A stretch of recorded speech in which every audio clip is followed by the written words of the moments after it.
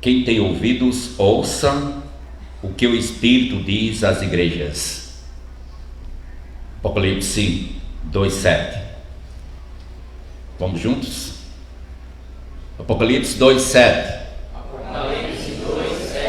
Quem tem ouvidos, ouça o que o Espírito diz às igrejas. Quem tem ouvidos, ouça o que o Espírito diz às igrejas. Pois bem, essas palavras é para o auditório presencial e para o auditório virtual. Amém? E eu queria que você deixasse aberto aí Apocalipse 2. Eu li o verso 7. No final, era o ciclo, iremos cantar o 112. Apocalipse 2:11. Quem tem ouvidos, ouça o que o Espírito diz às igrejas. Eu li o 7, agora li o 11. Vamos ver se muda alguma coisa. 2:17. Quem tem ouvidos, ouça o que o Espírito diz às igrejas. Não mudou nada? Então vamos para 2:29. Quem tem ouvidos, ouça o que o Espírito diz às igrejas. Não mudou nada? Então vamos para 3:6. Quem tem ouvidos, ouça o que o Espírito diz às igrejas. Vamos para 3:13. Quem tem ouvidos, ouça o que o Espírito diz às igrejas. Vamos para 3:22. Finalmente, talvez mude. Quem tem ouvidos, ouça o que o Espírito diz às igrejas. Só 7 vezes. Amém? Essa é a frase para hoje. São as palavras para hoje. Nós estamos falando sobre depois que Jesus voltar. Não é verdade? E hoje pela manhã a gente deu aqui uma somatória no final da EBD sobre isso. O bom de vir a todas as programações, ou a maioria delas, as principais pelo menos, todas são importantes, é que você aproveita mais. Pode ser que tenha um estudo mais elaborado em uma programação, outra menos. Mas também é relativo, sabe por quê? Às vezes o pastor se esforça tanto para produzir um estudo, uma mensagem com tanto empenho, e às vezes é uma decepção na hora de apresentar ou na programação. E às vezes não está nem tão preparado e é um sucesso. Mas por isso é importante vir a todas as programações, que você aproveita mais, né? Aproveita mais. Mas nem sempre vamos conseguir isso, vir a todas as programações. Mas uma coisa é, você tem aqui essa temática depois que Jesus voltar. Estamos tentando seguir ainda a mesma temática de e quando Jesus voltar, enquanto Jesus não vem, e advertências sobre a volta de Jesus, e ainda aqui dentro, depois. Alguém poderá dizer, como já disse, então, se o assunto é para depois que Jesus voltar, que tem a ver comigo, né? Que tem a ver comigo, a gente viu hoje pela manhã, que tem a ver, não foi, Ela Silva? Tem a ver com todo mundo, né? Tem a ver com todo mundo. Até porque esse livro aqui, do Apocalipse, sua maioria expressiva se refere depois que Jesus voltar. Você vê que depois do capítulo 4 a igreja desaparece. Sim, a igreja, falamos hoje pela manhã um pouco acerca, ela é um mistério que, de acordo com o apóstolo Pedro, até os anjos não entendem, anela o perscrutar, porque ela surgiu assim e ela desaparecerá.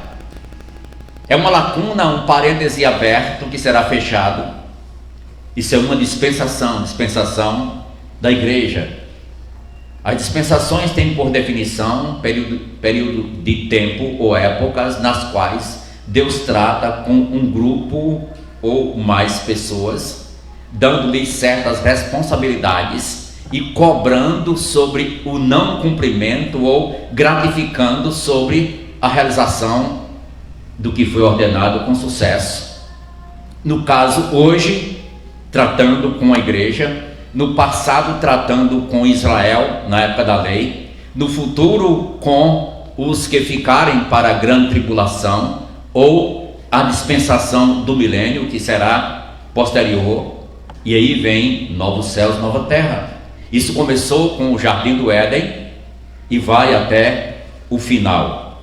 E Apocalipse é um livro que é o desfecho exatamente dessa realidade sobre a face da terra. No início, está tratando de assuntos contemporâneos do apóstolo João e dos demais, e tratando sobre Jesus especificamente, e segue tratando sobre as igrejas, capítulos 2 e 3, e depois trata as coisas que hão de acontecer. Essa é a divisão do livro, verso 19, as coisas que vistes, as que são e as que hão de acontecer. 3 divisões apenas de todo o Apocalipse. Nos capítulos 2 e 3 se vê um perfil, vamos dizer assim, perfeito do que Jesus quer para as suas igrejas. Queremos aprender sobre a igreja, qual o pensamento de Jesus? Então, leiamos as cartas do Apocalipse. As epístolas em geral tratam isso. Fiz uma conferência em Tangará nessa temática, né? O perfil da igreja segundo Jesus. Pronto, Apocalipse 2 e 3, não tem outra. Apocalipse 2 e 3. E aí, então, apresentamos. Já depois do capítulo 3, João vê uma porta aberta, como diz um livro Tesouros de Ilustrações, que João viu a porta do paraíso entreaberta e contemplou maravilhas. Maravilhas tal que ele ficou pasmado ante a cena. Não é de admirar que ele até se prostrou para adorar o anjo que lhe mostrou essas coisas. E não foi apenas uma vez, foram 2 vezes, no capítulo 19, no capítulo 22. Ele se prostrou, ele ficou tão pasmado diante da cena. Isso aqui é Deus. E ele se prostra para adorar o anjo. Disse: não faças isso, João, eu sou conservo teu. Adora a Deus. Isso nos dá também uma noção do sentido da palavra inspiração. Se tiver algo demais, você pode baixar aí que eu... Tá bom? Ok. Então, para mim tá bom. Eu estou só preocupado com os ouvidos de vocês. Ok. Bem, mas João, ele produziu um resultado, ou seja, o conteúdo do que ele produziu é inspirado. É inspirado. João não era inspirado. Os autores sacros não eram inspirados. Isso não é heresia, não. Pedro, apóstolo, segunda carta 1:21, eles foram movidos pelo Espírito Santo. Mas a inspiração é o produto do que foi produzido. A prova é que ele não era inspirado porque ele quis adorar o anjo. E uma coisa inspirada não erra. Mas Paulo errou, Pedro errou, João errou. Mas o produto da revelação é veraz, é inequívoco. é digno de credibilidade, é sem erro. Por isso defendemos a Bíblia sendo um livro infalível, inerrante, digno de credibilidade. Claro que estamos nos referindo aos originais, porque as traduções são traduções, mas no que se refere ao que foi produzido originalmente, tem a sua confiabilidade. Toda a Escritura é inspirada por Deus, disse Paulo, disse a sua utilidade para o ser humano e para as igrejas. Pois bem, Apocalipse. Quem tem ouvidos, ouça o que foi dito às igrejas, o que o Espírito diz às igrejas. Interessante que são 7 cartas, então é dito 7 vezes. Quando estudamos um pouco sobre o Salmo 119, a gente viu algo que tem a ver com isso aqui. Porque o Salmo 119 são 22 acrósticos de 8 linhas. Então, o Salmo 119, ele é repetido, aí somos 176 versos, que era repetição em forma acróstica. É bem pedagógico, gente. Tem vários salmos que são acrósticos. Lamentações também é acróstico. A sua Bíblia, a minha Bíblia, então nós temos 150 salmos. E você olhando o Salmo 115, você vai evangelizar um católico. Aqui o Salmo 115 está dizendo que não é para adorar imagem de escultura, está aqui. Quando você vai ler lá, não é na Bíblia Católica. É outra coisa. É outro salmo. Lá é o 109. Está errado? Não, não está errado, está certo. Aqui está errado? Não, também não está errado, está certo. É que os dois salmos, 9 e 10, são um acróstico só, é um acróstico, é poema, é uma poesia. É um acróstico, eles são juntos, 109 e 110. E por isso vai dar diferença, o 115, que lá é o 114. Então, entenda isso. Se for citar, faça a diferença de 1, porque vai dar essa diferença. Não é que esteja errado, é porque lá considerou o acróstico completo. O poema completo, é um acróstico.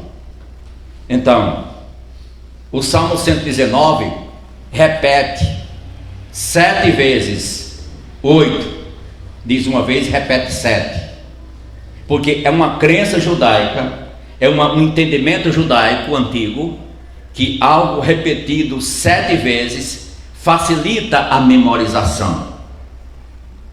E é provável que se eu perguntar no próximo domingo sobre o que eu falei hoje, você vai lembrar.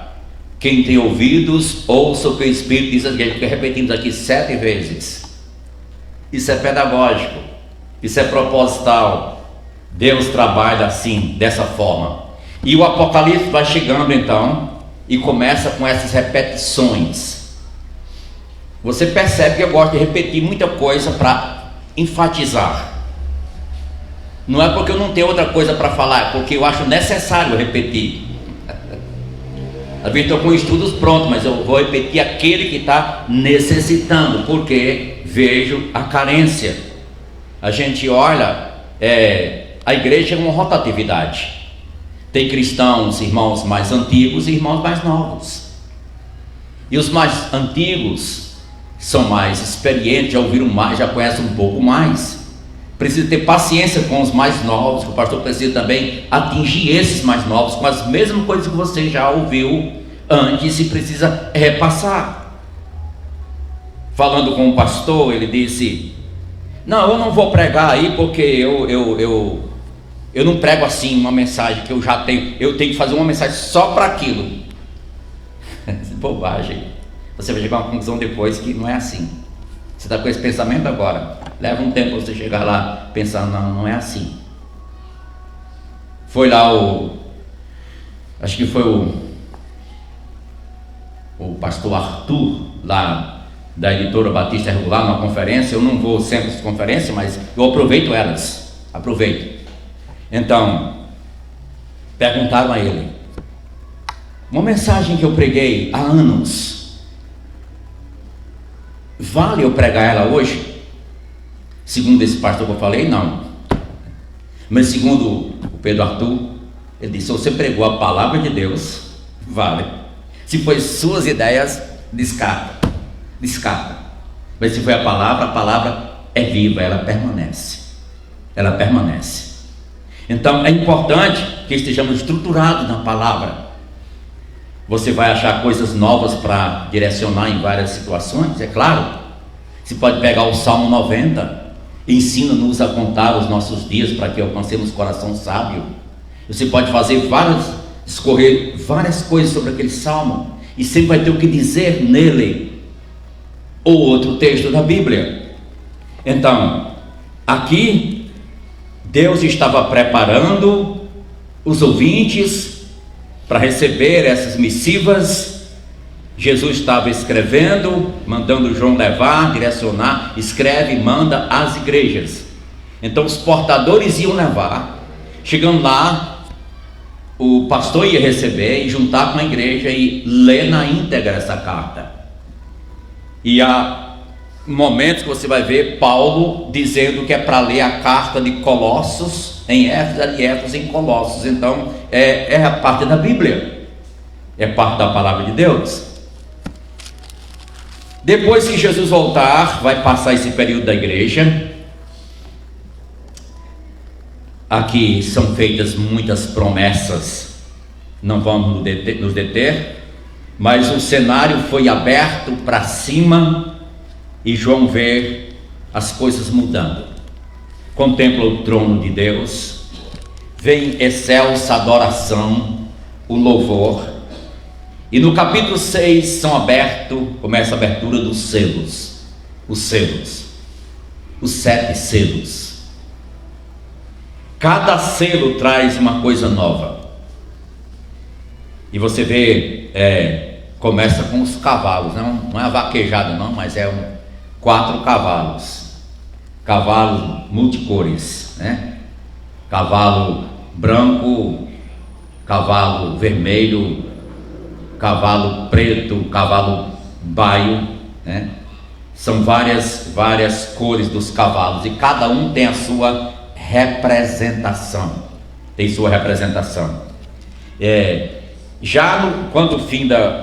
No capítulo 7, tem aí uma visão,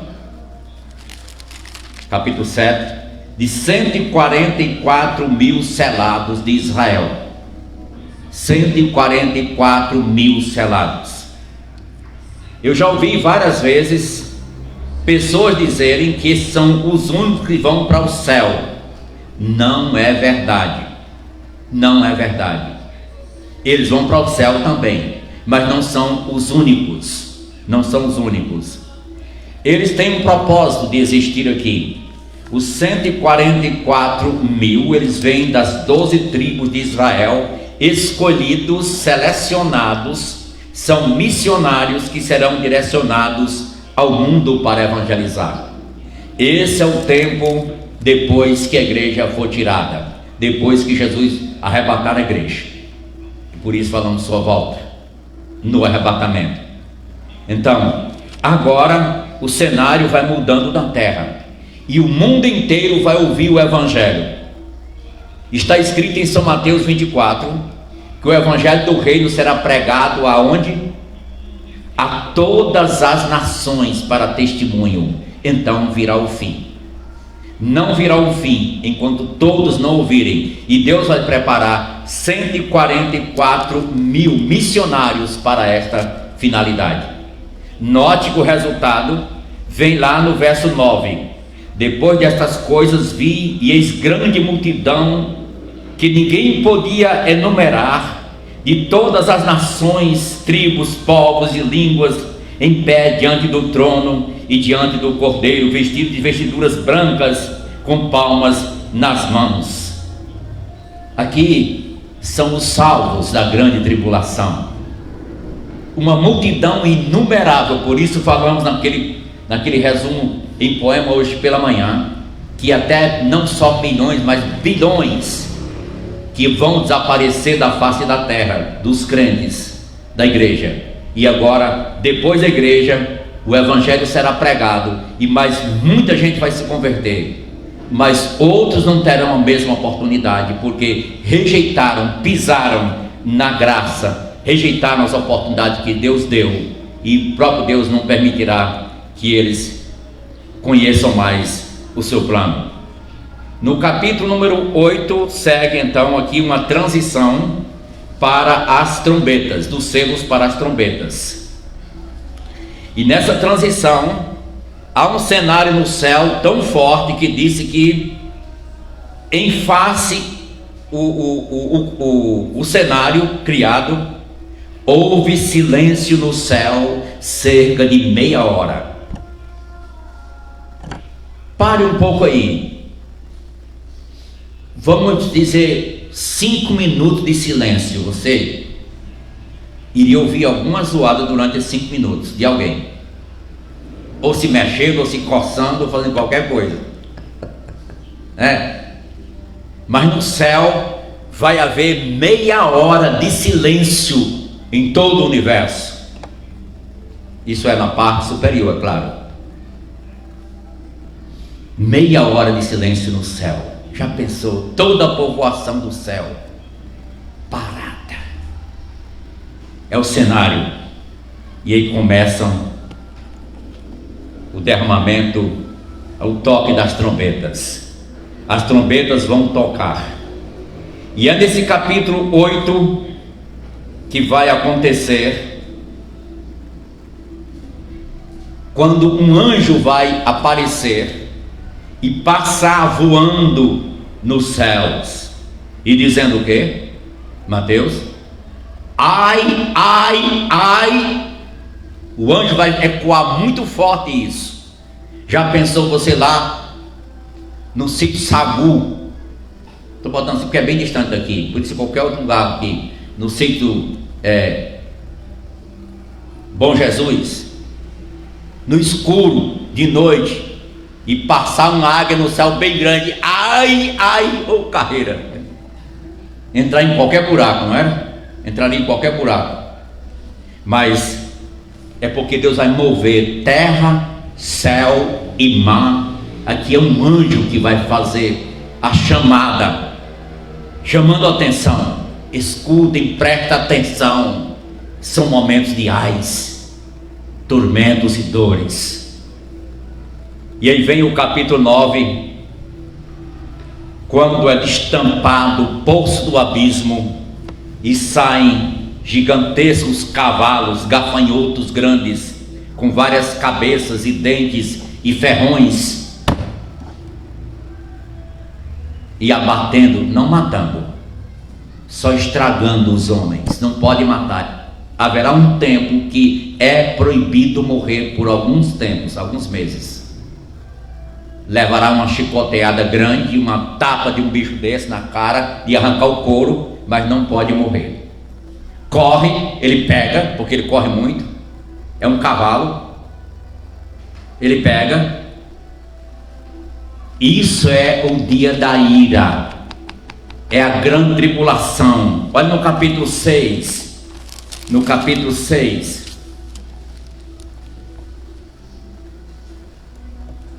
aqui,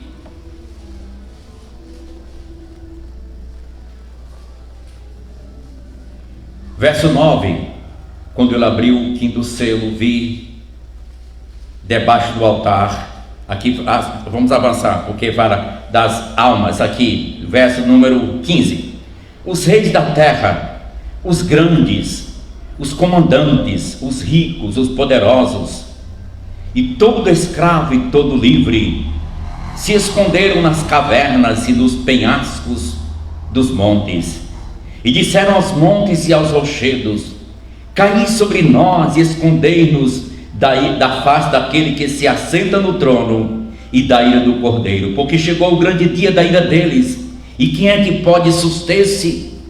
O grande dia da ira deles está falando de quê? O grande dia da ira profetizada, a angústia de Jacó, a grande tribulação, a 70ª semana de Daniel, que está para se cumprir no calendário da história judaica. É esse o dia da ira. Você lembra em 1 Tessalonicenses 1,10 que Cristo é quem livra a igreja da ira vindoura. Capítulo 5, verso 9: não fomos destinados para a ira. Fala desse dia, dessa angústia, da tribulação. Mas no capítulo 9 o cenário está de terror na terra. Os homens querem morrer e não podem. Pode jogar debaixo de uma carreta, não morre. É proibido morrer por um certo tempo, por um período de tempo apenas. Aí vem o capítulo 10. Esse capítulo 10 me chama a atenção, porque um anjo chega e ele desce e põe o pé sobre a terra e outro sobre o mar. Olha aqui. Então o anjo, verso 5, que vi em pé sobre o mar e sobre a terra, levantou a mão direita para o céu e jurou por aquele que vive pelos séculos dos séculos, o mesmo que criou o céu, a terra, o mar e tudo quanto neles existe: já não haverá demora. Tem um hino que fala isso, né? Um anjo glorioso descendo parou sobre a terra e o mar, a mão para o alto apontando, jurou não haver mais tardar. É um hino um pouco aterrorizante, mas é verdade, especialmente quem cantando. Então, o capítulo 11 aparece duas testemunhas. Olha o verso 3. Não são identificadas, mas o perfil dá a entender alguns personagens já conhecidos, não vamos deter aí, mas essas duas testemunhas, elas estão próximas ao templo. E como eu falei hoje pela manhã, o templo será reconstruído, o templo judaico, pelo anticristo. Mas o templo será destruído, porque será profanado. Deus não vai querer usá-lo mais, e vai reconstruir um outro templo, o templo para o milênio. E essas testemunhas estão próximo ao templo, lugar do templo. E sabemos que o templo do milênio é um templo de uma dimensão bem mais elevada, bem diferente. Até o espaço que ele ocupa é cerca de 4.000 metros quadrados, mas será construído no milênio. Mas aqui está as duas testemunhas. Alguns falam que pode ser Elias, não tiramos essa possibilidade, também não temos plena certeza, mas é semelhante a Elias. E também algumas características semelhantes a Moisés. Mas nós sabemos que Moisés morreu, foi sepultado. Elias não. Elias não. Essas testemunhas serão mortas. E vai haver um banquete de comemoração de vitória pela morte delas. E quando estão se regozijando, vão se erguer e subir ao céu, e todo mundo verá. Vai passar na televisão, vai passar na internet, o povo no celular: olha aqui, está acontecendo o Apocalipse, está escrito em Apocalipse 11. Vai ser isso mesmo. Então aparece um dragão, capítulo 12. O dragão para a gente é uma lenda, não é? Tem símbolo dele todo canto, todo mundo, no Japão especialmente, e outros lugares. Esses dragões de Komodo dá uma ideia mais ou menos, mas não é ainda como aquele não. Aqui é um dragão mesmo, é como aquele Behemoth lá de Jó. É um bicho gigantesco, que tem uma casca grossa, uma carcaça impenetrável, bala não penetra. E ele sai no lamaçal e fica um suco luminoso, e quando ele entra, ferve a água, e disse que o espirro dele reluz tudo com o espirro dele. Era um bicho que foi feito para não ter medo de nada. Não sabemos sobre esse bicho hoje, mas não é surpresa se ele existir em algum lugar. Não é surpresa. Sei que nos desenhos é bem coisas parecidas, mas na realidade foi um animal existente. Aqui é um símbolo de Satanás, o dragão, símbolo de Satanás. A serpente é um símbolo de Satanás, é ou não é? Serpente é real ou é mito? É real. Dragão também é real. É real. É um animal real. Contudo, representa Satanás. E ele aqui está perseguindo a nação de Israel. Mas não vence, porque Deus interfere. Capítulo 13, aparecem duas bestas. Lá tinha 4 cavalos, agora 2 bestas. 4 cavalos, 2 bestas agora, né? Só que essa besta aqui é uma figura de linguagem para representar personagem humano, gente. E uma sai do mar e a outra sai da terra. Uma sendo o falso profeta e o outro sendo o próprio anticristo. Sim, e é o tempo de muita idolatria, de adoração falsa aos demônios, ao Satanás mesmo. E quem não aceitar o carimbo da besta vai morrer. Essa é a situação. Depois que Jesus voltar, vai vir o anticristo, a besta, e quem não aceitar o seu carimbo não pode ser um cidadão. Lembre, estamos falando aqui de um tempo que o governo não será Brasil, não será Estados Unidos da América, não será Europa, mas será um governo mundial, um governo só, dominando o mundo, e a regência do anticristo. E quem não se dobrar a ele não vai ter os direitos da cidadania, e para ter os direitos tem que aceitar o carimbo da besta. É um tempo que você não queira viver nele, mas se não for crente, está sujeito a viver nele, caso não morra antes lá, com as atrocidades que vão acontecer. Então, a besta que sai do mar e a besta que sai da terra. Você vê mais agora os redimidos no Monte Sião, com os 144 mil. Você vê os flagelos agora, vindo, capítulo 15, os flagelos. Você vê já, indo para o capítulo 16, que é um tempo, eu disse antes e agora vou mostrar, que quem não se converteu poderá se converter na tribulação. Agora vai viver num tempo diferente, pode não escapar, mas se escapar vai ser assim. E aqui no capítulo 16 tem outros que não vão poder se converter mais. Está aqui, capítulo 16, 8. Quando o anjo derramou a sua taça sobre o sol e foi-lhe dado queimar os homens com fogo, o aquecimento global. Com efeito, os homens se queimaram com intenso calor e blasfemaram o nome de Deus, que tem autoridade sobre estes flagelos, nem se arrependeram para lhe darem glória. Não se arrependerão.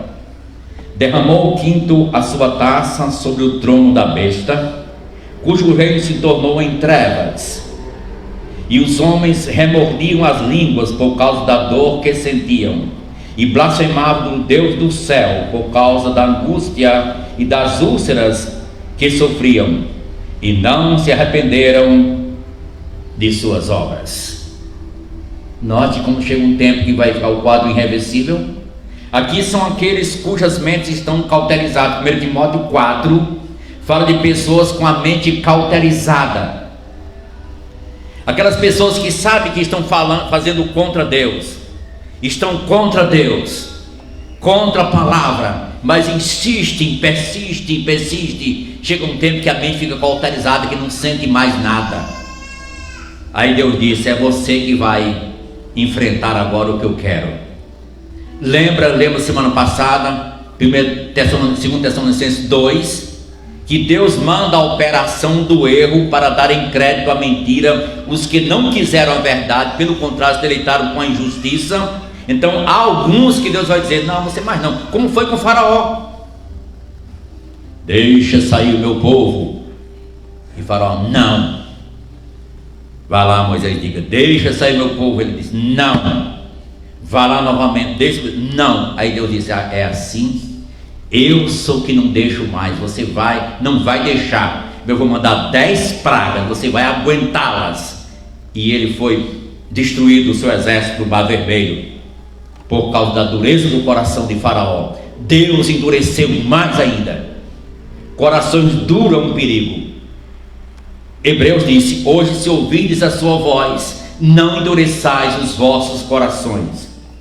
E lá no capítulo 17 aparece a Babilônia, a meretriz, a mãe das abominações da terra.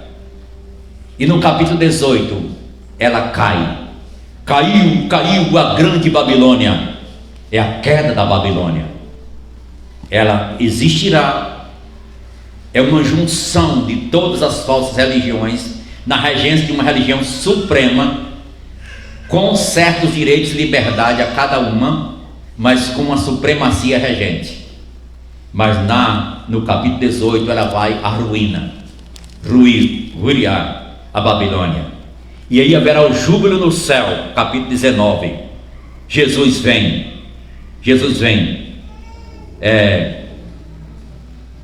Aqui disse verso 6, 19:6.